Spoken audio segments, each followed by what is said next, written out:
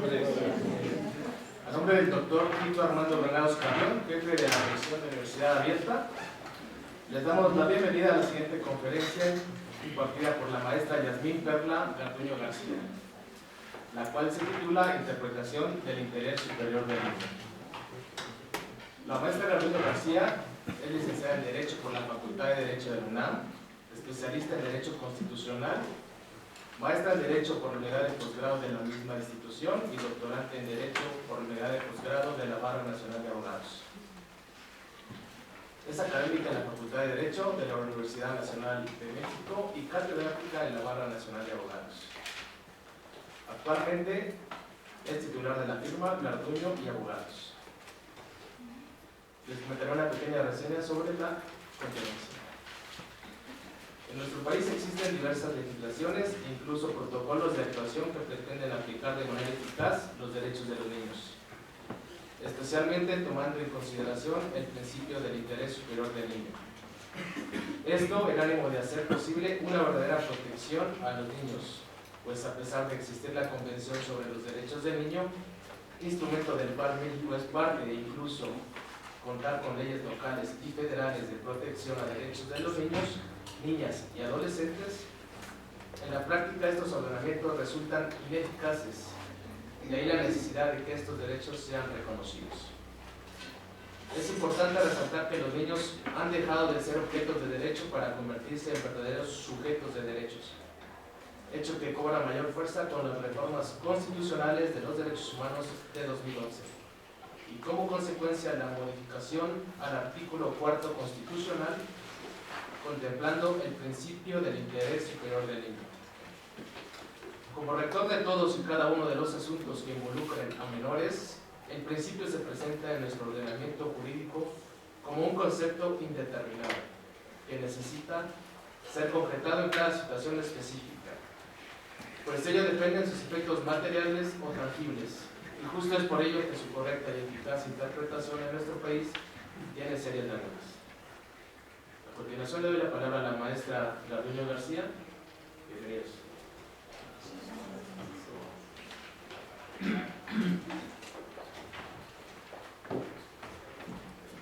Igualmente les doy la más cordial bienvenida.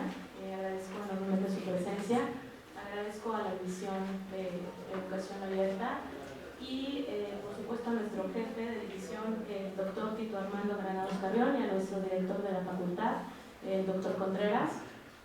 Y bueno, finalmente el interés superior del niño me parece que es un tema no tan solo que acota la atención de los abogados, sino del público en general, tomando en consideración que nuestros niños es la parte más vulnerable de la sociedad. Y en relación a esto, quiero comenzar esta charla aclarando por qué niño y no esta clasificación que normalmente encontramos como niño, niña y adolescentes. Porque la base de esta conversación que vamos a tener es el Sistema Universal de Derechos Humanos. Entonces, en el Sistema Universal, todo niño es aquella persona que va de los 0 años a los 18. Ellos no tienen la connotación como nosotros solemos tenerla de niño, niña o adolescente. Esto lo hemos puesto en México para hacer algunas distinciones entre niños que van de los 0 años a los 12, llamándolos niños y niñas por estas acciones afirmativas de género, ¿no? De niño, niña, y adolescentes de los 12 a los 18 años. En el Sistema Universal no hay esta clasificación, es decir, los adolescentes son llamados niños también, y los niños, que diríamos hasta los 12 años, niños, todos son niños, ¿okay? Por eso durante la exposición me voy a referir enteramente a niños en general, contemplando todo este rango, ¿okay? Hago esta aclaración y también quiero comentarles que esta charla, tomando en consideración que la propia Convención sobre Derechos del Niño tiene un artículo 3, que es el interés superior del menor, y tiene una observación general, que es la número 14, que habla exactamente de la interpretación y de cómo aplicar este concepto tan ambiguo, tan complejo.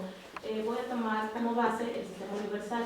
No obstante, al final agregué alguna idea y para que grosso modo, a manera que grosso modo, nosotros podamos también contemplar lo que hay en el sistema interamericano, ¿no? Que también nos aplica a México y que sabemos que en un asunto en particular vamos por uno o por otro, es decir, fundamentamos en el sistema universal o fundamentamos en el sistema interamericano.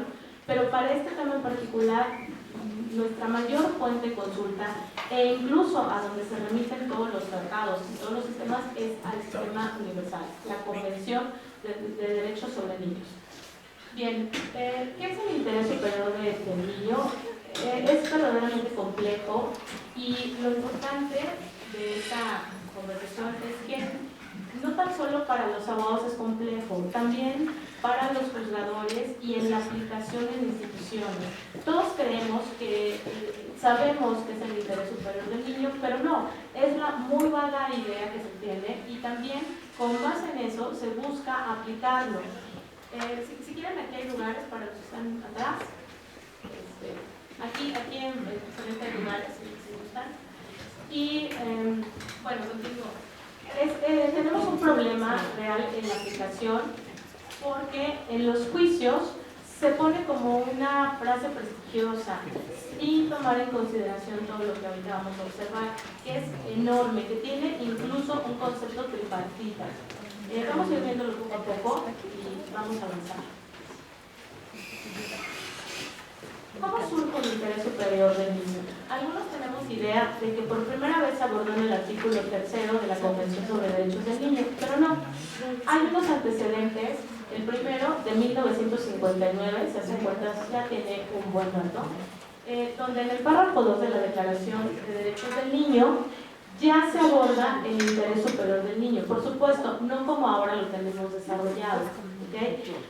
Pero ya se contempla, y esto es importante resaltarlo, porque ahí nos dará una idea de el mucho tiempo que lleva este concepto, y en el año 2019 seguimos sin comprenderlo de forma general, y eso es grave, y es tarea de aquí de los que somos abogados, de aclarar allá afuera en el mundo real, en lo que de verdad es el caso en el mundo y la representación de que tenemos en los juzgados, aclarar este concepto, porque es malentendido y repercute en privar de derechos a los niños.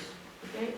Luego, también en el artículo 5 y 16 de la Convención sobre la eliminación de todas formas de discriminación contra la mujer, retoman este concepto de interés superior del niño. Esto no es nuevo, claro, se hace una recopilación y se hace también un análisis hermenéutico de qué es lo que tenían estos constructos y se retoman y se amplían en el artículo 3. Pero el Comité de Derechos sobre el Niño observa que no es suficiente con tenerlo en un articulado, sino que además necesita desmenuzarlo para su mejor comprensión y crea una observación general, que es la que a continuación vamos a realizar. De esta manera, en 2013, fíjense que reciente, crea la observación general. ¿Qué son las observaciones generales? Recuerden que cada convención a su vez tiene un comité. En este caso en concreto se llama el Comité sobre Derechos del Niño, que se dedica a revisar todas las acciones que hacen los países para con ello saber si se están respetando el texto que viene plasmado en la convención, y cuando no está respetado o faltan algunos mecanismos, instrumentos o acciones que hagan respetarse, les hacen observaciones a los países a vía de que se cumplimente el contenido del propio tratado. Entonces, con relación a esto, se realiza la observación general número 14, donde dice, te voy a explicar cómo realizamos el análisis, la aplicación y la evaluación del interés superior del niño. Ahora, recuerda que en México en 2011 hubo unas reformas significativas en materia de derechos humanos. La convención, adelante también lo establezco, tiene 4 principios. En México retomamos uno de estos 4 principios rectores de la convención y lo plasmamos, lo positivizamos en nuestra Constitución, en el artículo 4, y aparece a partir de octubre de 2011 el artículo 4 constitucional que habla del interés superior del niño. También aclaro o me permito hacer una acotación que me parece importante. ¿Por qué quitamos la palabra menor? Porque en el sistema internacional menor se toma un tanto cuanto ofensivo. Sé que en México utilizamos la palabra menor con frecuencia, mucho más en juzgados, sin tomarlo con este ámbito denostrativo. Pero en el sistema universal y también en algunas cuestiones doctrinarias, nos sugieren quitar la palabra menor y sustituirla por infante, sustituirla por niño, niña, en su caso, porque dicen que menor lo estaríamos minimizando. O sea, la palabra menor quiere decir menos y entonces desde ahí estamos empleando una cuestión de discriminación. Entonces, de ahora en adelante procuramos, para mejor entendimiento, utilizar la palabra niño y no menor. ¿Okay? Aunque es muy común entender también esto como el principio del interés superior del menor, ¿no? Hasta no ser armónico.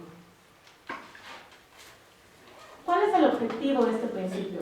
Es el disfrute pleno y efectivo de los derechos que consagra la Convención. ¿Cuántos derechos son? Muchísimos, pero tienen guías, que son estos 4 principios que les digo, que después les voy a enunciar, y todos y cada uno de estos principios van relacionados con el interés superior del niño. O sea, tal es su trascendencia que cruza todos los principios y se relaciona de forma muy específica con cada uno de ellos. El objetivo también habla de un análisis o de una toma de consideración de un desarrollo holístico. Y esta palabra a mí, cuando la leí, me encantó, porque, y es más, les puse entre paréntesis ¿qué es holístico? Porque pareciera como una onda ya muy nueva, muy hipster, pero no, holístico quiere decir integral. Y para el caso en concreto del interés superior del niño y del análisis de derechos del niño, quiere decir que tenemos que hacer un estudio que abarque el desarrollo físico, el desarrollo mental, el desarrollo espiritual, moral, psicológico y social del niño. Pareciera que se lee fácil, pero es muy complejo, porque además tenemos que particularizar. Y ahí es como la primera idea donde nos va a dar esta obligación de no utilizar una resolución, o de no utilizar elementos generales. Tenemos que particularizar, porque estamos hablando de un niño con una situación específica. ¿Okay? Aquí empieza la complejidad del concepto del interés superior del niño, y de ahí el interés de platicar con ustedes este tema. En la observación general dice, esto tiene un concepto que se divide en 3. Podemos entenderlo como un derecho sustantivo, por ejemplo el que tenemos positivizado nosotros ya, el que aparece propiamente en la Convención en el artículo 3, el que aparece en N cantidad de legislaciones, en el Código Civil lo tenemos, en la Ley de Niños, Niñas y Adolescentes lo tenemos. Esto es como un derecho subjetivo, pero no nos da una amplia determinación en la aplicación de este derecho. Aquí hay asientos también si gustan empezar. Aquí los estoy viendo. Bueno, y entonces después dice, pero también es un principio. Y aquí es donde se nos empieza a complicar justo la aplicación, porque dice, es un principio jurídico interpretativo.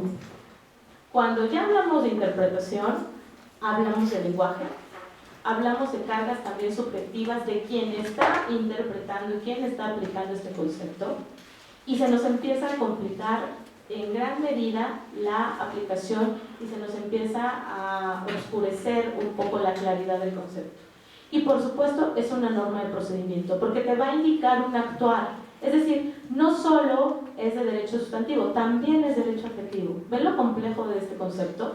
Es sustantivo, es adjetivo. Normalmente los abogados dividimos, ¿no? Derecho de fondo, derecho de forma.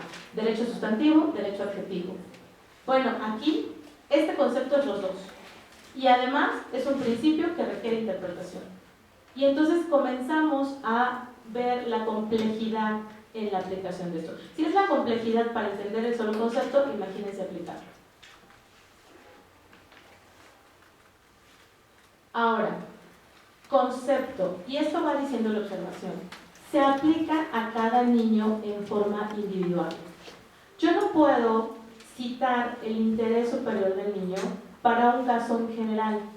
Sí puedo aplicarlo para un grupo de niños, por supuesto, pero ese grupo de niños tendría que reunir algún tipo de condición particular. ¿A qué me refiero? Por ejemplo, puedo hacer una interpretación del interés superior del niño a un grupo específico de niños con discapacidad. ¿Okay? Es decir, particularizo cuál es la situación de esos niños, reviso cuál es lo que allega a ese colectivo, lo que puede caracterizar a ese pequeño colectivo, y entonces tomo medidas especiales para ellos. Por eso hablamos de que aplica a cada niño en forma individual. Esto no quiere decir que excluyamos a grupos, pero esos grupos tienen que tener características, ¿ok? No puede ser un concepto general. Es complejo por lo que su contenido debe desmembrarse, debe determinarse caso por caso. Es decir, cuando lo aplico a un niño, no puedo decir el niño, tengo que decir el nombre del niño. Y tengo que revisar cuál es su circunstancia, su contexto económico, su contexto cultural, su contexto social. No puede ser aplicado de forma general, ¿okay? Luego, se define con arreglo a la situación concreta del niño o de los niños afectados, tomando en consideración el contexto, la situación y las necesidades personales. Puede haber dos niños que tengan la misma edad y parecida forma de vida. No obstante, cada niño también tiene desarrollo cognitivo diferente. Esto también lo debes tomar en consideración. Hay niños que pueden tener la misma edad, pero no tienen el mismo desarrollo psicomotor. Entonces, esto se debe de tomar en consideración. Y, por supuesto, el concepto se aplica en decisiones colectivas y debe entenderse, lo que les platicaba, a las circunstancias del grupo. Me encanta esta parte porque la observación general dice, no tan solo es una consideración primordial, o sea, no está al arbitrio ni de las autoridades, ni incluso los jueces o magistrados, no está a su arbitrio ponerlo o no ponerlo. Fíjense, no es la consideración primordial, no una consideración primordial, sino la consideración primordial. Siempre, siempre, siempre se debe hacer una interpretación de este principio, y de forma profunda. No un análisis pasajero, no un análisis grosso modo, debe ser un análisis profundo del caso en concreto. Y esto no está al albedrío de quien lo está aplicando, resulta ser una obligación. Estos son los principios rectores de la Convención en general, y los principios rectores, por supuesto, les pongo 3 porque el cuarto es el interés superior del niño. No obstante, si se dan cuenta por sus características, pasa por todos estos, es decir, se articula con todos y cada uno de ellos. El primero es el derecho a la no discriminación. Por el solo hecho de ser niños, si se dan cuenta, vivimos en un mundo para grandes. Todo está hecho para grandes. Me sorprendía muchísimo que en fechas recientes ya tenemos baños donde hay lavabos chiquitos, ¿no? Y baños chiquitos, pero no lo sabía. Yo recuerdo cuando era niña, pues no, iba a ser de los grandes, ¿no? Y bueno, ahora ya muy nuevo, pues también los baños familiares, donde también el papá que no tiene una compañera puede entrar a cambiar a un niño. Antes solamente los cambiadores de niños estaban en los baños de las mujeres, ¿no? Entonces era imposible para un hombre ir y cambiar a un niño el pañal. Entonces, este derecho a la no discriminación habla desde cuestiones tan básicas como integrarlos a un mundo donde todo está diseñado para grandes, como no discriminarlos por el solo hecho de ser niños, y luego más, también hay sentidos que los hacen doblemente vulnerables. Un niño, per se, ya es vulnerable. Ya puesto junto a un adulto, ya tienes un grado de jerarquía junto a ese niño. ¿Se dan cuenta? Por eso tanto abuso también. Y luego, aumentale, que es un niño y es pobre. Bueno, quieren una circunstancia peor, es un niño, es pobre y es niña. Género. Peor aún, ok, vamos a poner un supuesto, es una niña, es pobre y es indígena. Peor aún, es una niña, es pobre, es indígena y es migrante. Y así nos podemos ir un buen rato. Es decir, esta parte de no discriminación tiene muchísimo que ver, y por supuesto, cómo se relaciona con el interés superior del niño, que es otro de los principios. Tú debes garantizar para ese niño el mejor escenario, ¿okay? La mejor condición que se pueda, por supuesto, analizando su caso en concreto y tomando en consideración cada uno de los elementos que caracterizan a ese niño. Ahora bien, el siguiente principio, derecho a la vida, la supervivencia y el desarrollo. Pudiera parecer que todo niño lo tiene, pero no. Un niño que vive en la sierra y que el hospital le queda a 2 horas, pues si se enferma, o sabemos estos cuadros tan emergentes, ¿no? Y tan urgentes de un niño que se empieza a deshidratar, se puede morir en horas. De aquí a lo que llega al hospital se muere. Un niño que tiene temperatura y se convulsiona le puede dar un derrame cerebral. Digo, no soy médico, pero creo que todos lo sabemos, eso es como de dominio público, ¿no? Y no puedo tener un hospital a 3 horas de donde vive ese niño, porque entonces le estoy privando el derecho a la vida y al desarrollo. Esta obligación del interés superior del niño también corresponde a los estados. De hecho, muchísimo tiene que ver con recomendaciones a los estados para que garanticen que sobreviva un niño. Y también estamos empleando el mejor escenario, porque recuerden que es un conocimiento y es un desarrollo holístico. ¿Se acuerdan de esta palabra tan bella? Holístico. También involucra su salud y por supuesto la vida. El derecho a ser escuchado. Este es bellísimo y me parece que para los abogados nos ha roto un paradigma. Para los abogados, explico para los que no lo son, dicen que la capacidad de ejercicio, es decir, comparecer a un juicio por tu propio derecho, lo tenemos a los 18 años. Pues no, porque entonces estaríamos violando este principio. Quiere decir que un niño, con que tenga la capacidad cognitiva suficiente para hablar por sí mismo, debe participar en todo proceso que involucre en tomas de decisiones sobre su persona. Y debe ser escuchado por las autoridades. Entonces, esto por supuesto va relacionado con el interés superior del niño, porque ¿quién mejor para decidir sobre lo que le hace bien o lo que lo mantiene cómodo que el propio niño? Y ahora, afortunadamente, ya tenemos en todos los juicios, por ejemplo, el orden familiar, pláticas con menor, donde sabemos que lo que nos cuentan en la demanda, el papá y la mamá, no necesariamente refleja la realidad. Pero luego hablamos con el niño y nos damos cuenta de otras situaciones. Ahí habría algunos otros problemitas que tienen que ver con las instituciones que no garantizan los lugares, ¿no? Físicamente adecuados para el desarrollo de estas diligencias, pero que bueno, finalmente ya vamos avanzando en que se escucha al niño, ¿no? Algunos me dicen, no, es que es muy peligroso y violatorio de sus derechos, y le dije, no, es ampliar sus derechos, vamos a escucharlo. Por supuesto, no malentendido, como veíamos con algunos de mis alumnos en clase, cuando de repente mi contraparte dice, bueno, y que cuando ve a la mamá le corresponda al niño, y diga, no, a ver, eso no es entender el derecho a ser escuchado. Una cosa es que el niño forme parte activa en las decisiones que tienen que ver con su vida, y otra cosa es que decida quién se va a quedar con su guardia y custodia, o quién va a ejercer el régimen de visitas y cómo. Eso no lo podemos dejar, no le podemos arrojar una carga tan pesada a un niño, ¿me explico? Eso es no entender el derecho a ser escuchado. Ahora bien, este derecho a ser escuchado es tan importante que da uno de los ejes de la reforma. ¿Cuál es? El derecho del niño dejó de ser un objeto de derecho, ahora es un sujeto de derecho. Y creo que esta parte es sumamente significativa. Cuando hablamos de sujetos de derecho, son aquellos que por sí mismos pueden pedir acciones, incluso acciones judiciales, y hablar. Claro que tiene que ver con el interés superior del niño. ¿Ven? Estos 3 ejes, estos son los principios, los otros 3, con el interés superior serían 4, son los guías de toda la convención. Y toda la convención tiene que ver con ellos.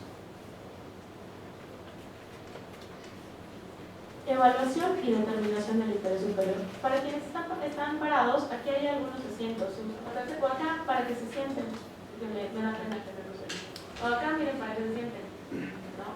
Y sea un poquito más amable la espera, ¿no? Gracias, perdón por la interrupción. Evaluación y determinación. Para la evaluación y determinación del interés superior del menor, fíjense que la comisión pide algunas cuestiones sine qua non, es decir, no es que quieran, y esto no lo vemos en la práctica los que postulamos, no hacen este análisis. Fíjense, 1, determinar cuáles son los elementos pertinentes en el contexto de los hechos concretos del caso, dotarlos de un contenido concreto, ponderar su importancia en relación con los demás, o sea, hacer un análisis tan exhaustivo de los hechos que esto disminuya la posibilidad de algún error en las decisiones, en la toma de decisiones sobre niños. Esto debería ser una obligación de toda autoridad y por supuesto de todo juzgador. En la práctica les puedo asegurar que no encontramos eso, o no en todos los juzgadores. Hay sus excepciones, por fortuna. El 2, o el B, seguir un procedimiento que vele por las garantías jurídicas y la aplicación adecuada del derecho del niño.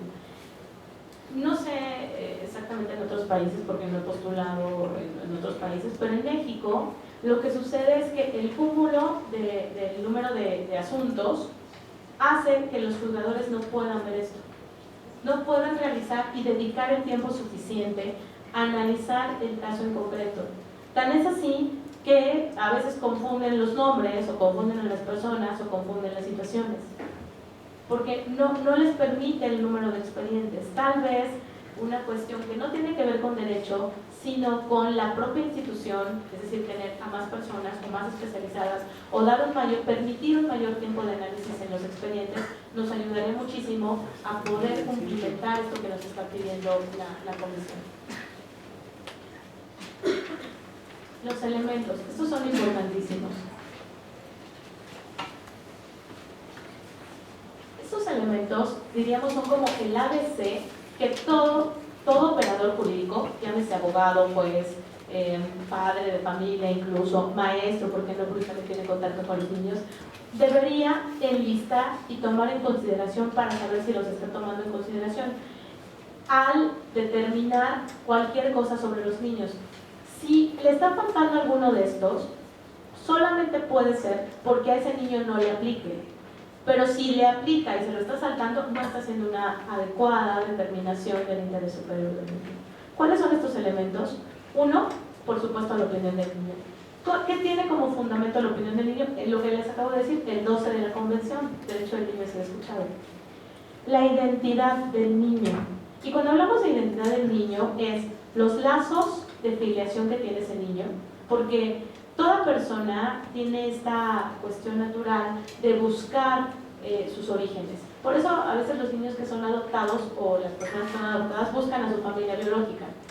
No porque no estén interesados en la que los adoptó, por supuesto, son casi héroes, ¿no?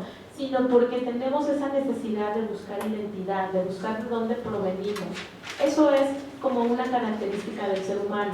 Esto se toma en consideración en los niños y mucho más. Hay cosas que nos hacen tener identidad y que nos hacen pertenecer. A los mexicanos mucho más. Hay N cantidad de situaciones, fechas, cultura, lo pongo desde los ejemplos más burdos, canciones, vestuarios, no sé, por ejemplo, Día de Muertos, ¿no? Que ahora es tan reconocido internacionalmente y que está tan de moda, la Catrina, el Catrín, todo eso nos da identidad. Esto se debe tomar en consideración también con los niños y buscar potencializar esta identidad que llegasen a tener, ya sea con una nación, por supuesto mucho más con una familia, ¿no? Con algún tipo de idea, incluso religión puede ser. Y la propia convención desglosa todo esto en N cantidad de artículos donde incluso habla de la libertad a elegir religión, ¿no? Y al respecto a estas creencias que resultan ser importantes también para un niño. La preservación del entorno familiar y mantenimiento de las relaciones. Esto es muy complejo porque podemos ejemplificarlo, lo complejo que es desde unos padres que se divorcian, porque el lograr el vínculo afectivo y armónico con ambos es una batalla colosal, ¿eh? Yo lo veo diario y siempre les digo a los papás, pues miren, aunque ahora no se caigan muy bien, por lo menos respétense frente a este niño, porque para siempre van a ser sus papás y para siempre van a tener que convivir. Entonces, más nos vale ir como armonizando las cosas para lograr un mejor desarrollo de este niño. Y puede ser desde lograr esta unión familiar de padres separados como cosas más complejas. Niños que tienen que ser separados de sus padres o de sus familias por motivos de guerra. Y lo pongo ahorita, los niños que ahorita están en Gaza, ¿no? Los niños que en algún momento estuvieron en El Salvador, que tuvieron que ser separados. O sea, no es que quieran, es que deben, porque se les va la vida. Los niños que ahorita tenemos con las caravanas migrantes, o sea, ellos no, vamos, alguien dice, ¿por qué arriesgan todo? Porque no tienen nada que perder. O sea, vienen de la nada, vienen de que si se regresan los matan. ¿Sí me explico? Entonces, ¿qué tienen que perder? Nada. Nada. Y hay unas separaciones verdaderamente desgarradoras. Escuchar a un niño que te cuenta la historia de cómo salió del país y todo lo que ha pasado es desgarrador. Entonces, la convención busca romper con esto y preservar los lazos de familia en todo momento. Por eso, la unión de familias. Y por eso fue tan tan satanizados, así lo queremos ver, o tan juzgado lo que hizo Estados Unidos de separar a las familias. Esto es contrario a la convención. Pero les tengo noticias, algo que dije mucho en ese momento. Estados Unidos no firmó la convención. No obstante, recuerden que esto es un principio. Y como principio son directrices de derecho. Entonces sí podríamos, bajo un principio y bajo algunos cánones internacionales, pedirle el respeto a este tipo de cuestiones, que es la no separación de las familias. No bajo la convención, insisto, bajo una aplicación del principio, y esto es un principio. ¿Se explicó? Ahora, situación de vulnerabilidad. Ya dimos este ejemplo de niños que además del hecho de ser niños, tienen alguna otra situación, ¿no? Pobreza, cuestiones de género, los niños que son que tienen alguna discapacidad, todo esto, los niños que tienen preferencias sexuales diferentes también, todas estas cuestiones los ponen en una doble situación vulnerable. Esto, por supuesto, se debe tomar en consideración al momento de decidir sobre alguna cuestión que tenga que ver con los niños. El derecho a la salud, que bueno, nos queda clarísimo, también ya lo platicamos grosso modo, y el derecho al niño a la educación. Lo mismo, pudiera en la ciudad parecernos que esto ya se da por hecho, pero no, aunque ustedes no lo crean, todavía hay niños que no van a la escuela porque tienen que trabajar, hay niños que su nivel económico no les permite tener un ingreso a una escuela, ni siquiera la básica, que en México es obligatoria. Y bueno, no hablemos de nivel medio superior y bueno, de los privilegiados que estudian en esta gloriosa facultad, que estamos a nivel de licenciatura o a nivel posgrado. El porcentaje es mínimo. De hecho, en INEGI, las últimas cifras que recuerdo consultar, decían que el promedio de educación en México es tercero de primaria. Entonces es algo verdaderamente preocupante. Quiere decir que sí tenemos que poner un énfasis completamente relevante, un foco a esto de educación en nuestro país. Mucho más porque es un derecho que ya tendríamos que tener, ¿no? Todos. Es un concepto determinado. Esto creo que ya lo hemos visto, es un concepto completamente abstracto, complejo. Y dice, la evaluación básica es una valoración de todos los elementos, destacando cada elemento que puede variar de acuerdo a cada niño. ¿Se acuerdan los elementos que son justamente los que acabamos de analizar? No todos los elementos son pertinentes en todos los casos. Habrá niños que afortunadamente no tendrán esta vulneración, entonces solamente veremos su situación en cuestión de niños. Habrá niños que no tienen problema, afortunadamente, en las cuestiones de educación, y podemos quitar ese elemento, pero todos los otros tenemos que observarlos para realizar una valoración suficiente, una valoración exhaustiva. Y también dice, pueden ser diferentes de acuerdo al caso, porque recordemos que comenzamos esta charla diciendo, tenemos que individualizar a los niños. Garantías procesales, que esto, bueno, a los abogados nos importa mucho. Al ser ya los niños sujetos de derecho, entonces también tienen garantías procesales. Por supuesto, a que el niño exprese su propia opinión, a la determinación de los hechos que tengan que ver con la situación, el contexto de ese niño, no de todos, de ese niño. La percepción del tiempo. La percepción del tiempo es bien interesante porque el protocolo sobre quienes ejercen justicia o toman determinaciones sobre niños, niñas y adolescentes, ya la Suprema Corte emitió un protocolo y hace un análisis muy bello en relación a lo diferente que son los niños de los grandes. Ellos viven en un mundo donde no conciben las mismas cosas que los adultos concebimos. Entonces, entre ellas es la percepción del tiempo. Para un niño no es lo mismo esta charla, que para ustedes puede ser de 1 hora, para un niño puede ser esto un siglo, y aburridísima. Fíjense, mi sobrina, la que de repente ven en las fotos, que dice ella que iba a ser la estrella de hoy, en forma de broma, Sofía dice, tus pláticas, luego las veo y la verdad es que son muy aburridas, pero les doy manita arriba. ¿Ven? Su percepción de esa hora es terrible para ella, porque, o sea, a pesar de que hablamos de niños, pues se le parece aburridísima, ¿no? Tiene 8 años. Me dice, híjole, no me encantan, pero le doy manita arriba, ¿no? Pues sí, porque me quiere, pero, o sea, le parece aburrido. ¿Ven la percepción del tiempo en un niño? Lleva un niño a misa, digo, yo soy católica, respeto a quien no, Y a lo mejor a nosotros nos parece no tan largo, pero yo recuerdo cuando era niña, la misa me parecía eterna, o sea, creía que se llevaba todo el domingo. La percepción del tiempo en un niño es sumamente diferente. Y también la memoria que puede tener un niño. O sea, un niño no recuerda las cosas de hace años, recuerda lo que hizo ayer, el fin de semana, o los hechos que lo hicieron muy felices. Esto se debe tomar en consideración, o a lo mejor los hechos que no lo hicieron nada feliz, ¿no? ¿Quién sabe? Porque a veces los niños son tan nobles que tratan de borrarlos, muy sanos, ¿no? Los adultos deberíamos de hacer eso, nos iría un poco mejor. O inhibirlos. Muchas veces cuando les pasa algo a los niños y yo les pregunto, no quieren hablar de eso, lo esconden, de verdad, porque no quieren revivirlo. Creo que es una forma de sobrevivir. Bueno, y por eso los programas que se han creado, por ejemplo, la Procuraduría ya tiene un programa que se llama Antenas, y bueno, esos son los personajes, pero son varios que platican personajes animados con los niños, o la forma también de entrevistar a un niño debería ser con algo lúdico, jugando, porque entonces es mucho más amable. Un niño que mucho más que ha sido violentado de alguna u otra manera, no te va a querer platicar esa situación, a menos que tenga la confianza de él y la generes, ¿no? También profesionales cualificados por sus cualidades. O sea, no es lo mismo entender a un niño de 8 años que puede platicar contigo a un niño de 2. Pero hay personal que sí puede hacerlo, psicólogos, trabajadores sociales. Mi hermana es licenciada en educación preescolar y tiene una frase muy bella. Dice que tú quieres platicar con un niño o entender a un niño, déjalo jugar. El niño en el juego va a representar todo lo que es su vida. Entonces, solo déjalo. Si no quiere hablar contigo, déjalo jugar. Y el niño en el juego juega a que vende algo y es porque el papá sí vende, ¿sí me explico? Sí, por supuesto. O sea, el niño refleja lo que es su vida. Entonces, ese también es lenguaje del niño. Por eso requerimos de profesionales. Y a veces me sorprendo mucho que en las pláticas con menor le pregunto a la gente del DIF, ¿conoces los protocolos? ¿Conoces eso? Y me dicen que no. Se supone que son profesionales.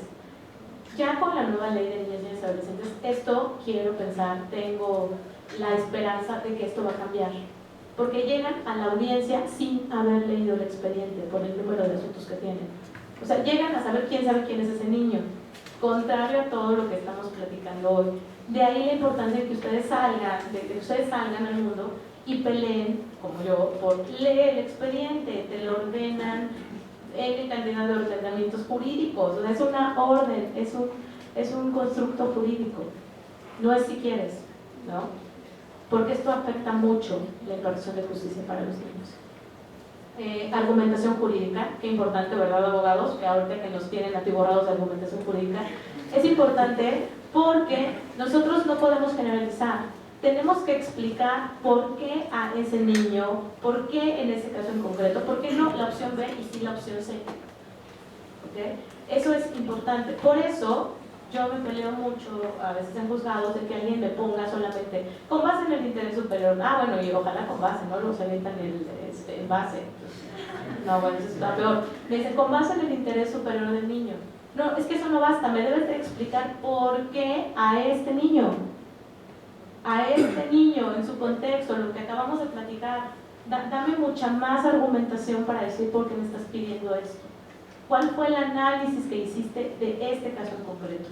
¿Qué situaciones tomaste en consideración para lo que me estás pidiendo de este niño? No de cualquiera, de este. Y si no tienes esto, no uses la frase. Eso es como un consejo. No necesitas la frase si no la vas a dotar de un contenido mínimo de argumentación. Mecanismos para examinar o revisar las decisiones se refiere a que no la sentencia de un juez a lo definitivo. Los niños y bueno, sus representantes en dado momento tienen que tener la oportunidad de poder impugnar eso. Menos impugnación para los abogados, ¿ok? Y hay muchos tratados también que hablan de los medios de impugnación y la adecuada defensa que un niño pudiese tener por nosotros que sea representado. Evaluación del impacto en los derechos del niño. ¿Qué tanto estas prácticas mal llevadas a cabo impactan en los desarrollos de nuestros niños? Y finalmente, si somos un poco visionarios, si creamos una infancia feliz y que se sepa escuchada, que se sepa con derechos, tendremos mejores ciudadanos, ¿no creen? O sea, podría ser hasta como estratégico para mejorar el país. Entonces, A pesar de que nadie le apuesta a los niños, yo creo que debemos apostarle a los niños. Es la única forma de cambiar un país. O sea, cuando un niño se sabe importante, cuando un niño se sabe tomar decisiones, es casi garantizado, digo, no es seguro, pues es por lo menos el rango de errores menos, de que vas a tener un buen ciudadano y una buena persona, presumiblemente, ¿no?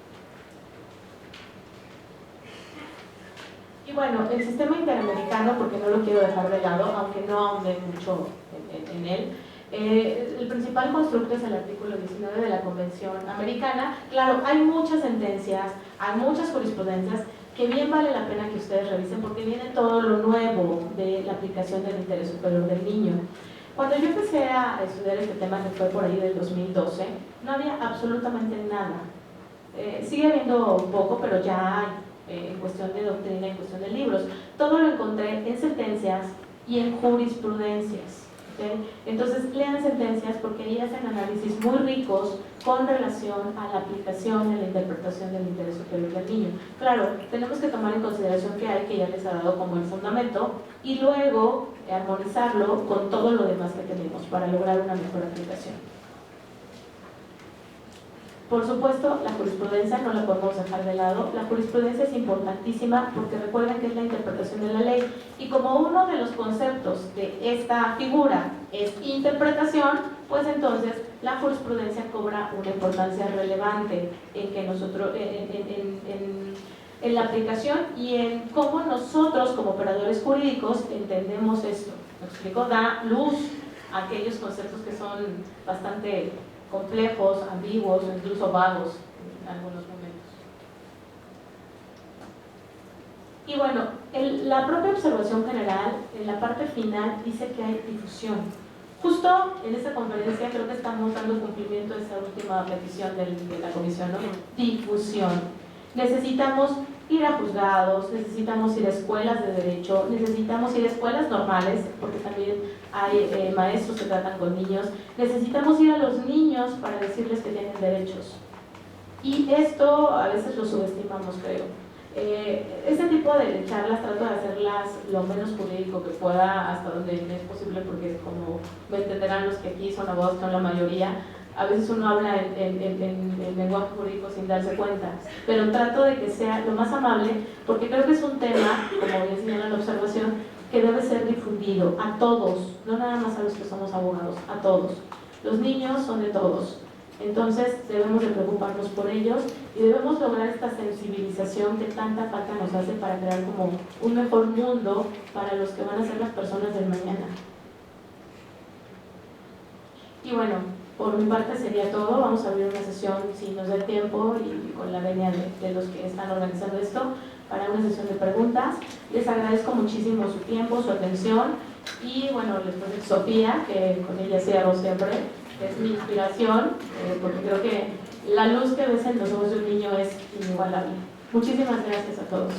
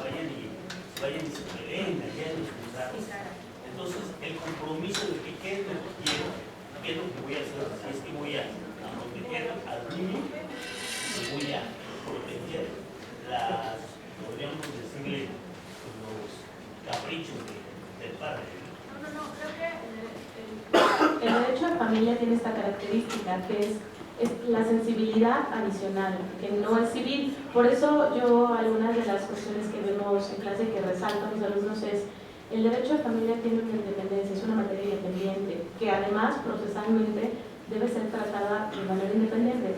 Es familia, son emociones, son proyectos de vida, son niños. Entonces, tomando en consideración eso, sí, la práctica profesional nos compromete muchísimo a pelear con los usos que hasta ahorita tenemos, desde mi punto de vista, mal empleados, mal entendidos de lo que es una defensa. Puedo hablar solo por mi firma. Una de las cosas que siempre les digo a mis clientes es: aquí siempre vamos a velar enteramente por el niño, y en algún momento, si los estudios, el propio proceso, porque ahí se van viendo muchas verdades, me arrojan que tú no eres el mejor escenario para el niño, yo soy la primera que te voy a decir que no, y que voy a velar porque ese niño esté donde mejor le corresponda, donde mejor se pueda desarrollar. Y no siempre son mis clientes, eso siempre lo he visto. Y ojalá que esto pueda seguirse difundiendo y concientizarlo, ¿no?, a nuestros colegas. Ajá, sí. Bueno, mi nombre es Cristina. Me surgen varias dudas, pero una que me parece importante es: todo el bien del menor es maravilloso, es después. Obvio, existe. En algún momento se ha contemplado que el Estado no solamente te enseñe que tienes obligaciones con tus hijos, con los menores, con los niños que son niños de todos, hablando de una forma completamente sana, sino el antes, o sea, el hacernos más responsables antes, o sea, de una paternidad realmente que se quiera, una paternidad que realmente puedas ejercer, o sea, sin violar el derecho a vivir por producir, punto, ¿no? Son mis hijos, pero ¿en dónde se encuentra o se ha encaminado de alguna manera hacia eso, hacia el exigir que reúnan ciertos elementos, porque estamos viendo el bien del menor? Entonces, para el bien de ese menor tiene que estar en una familia, y la familia no tiene que ser papá y mamá necesariamente, pero tiene que estar en un lugar donde se puede desarrollar. O sea, esa prevención evitaría, yo creo, muchísimas otras cosas. ¿En algún momento se ha visto? Sí, tanto el comité, en las observaciones generales, como en el texto de la convención, y luego también tiene protocolos, y en las sentencias, en las jurisprudencias, mucho más en las sentencias, hay estos lineamientos para los estados para crear mecanismos de respeto a estos derechos. O sea, desde la creación, por ejemplo, una de las cosas que se me viene a la mente es: tenemos que crear salas lúdicas en juzgados. Y hay jueces muy creativos que, como no las tenemos, empiezan a pedirlas. Y eso habla bien, ¿me explico? Hay jueces que su oficina, y pregúntenme, mi capuela está llena de juguetes de repente, porque tenemos asuntos de niños, y entretener a un niño en una audiencia es dificilísimo. Entonces, ya empezamos a entender esto. Esto a los jueces de hace, ¿qué les gusta?, 50 años, les hubiera parecido que no iba a pasar jamás.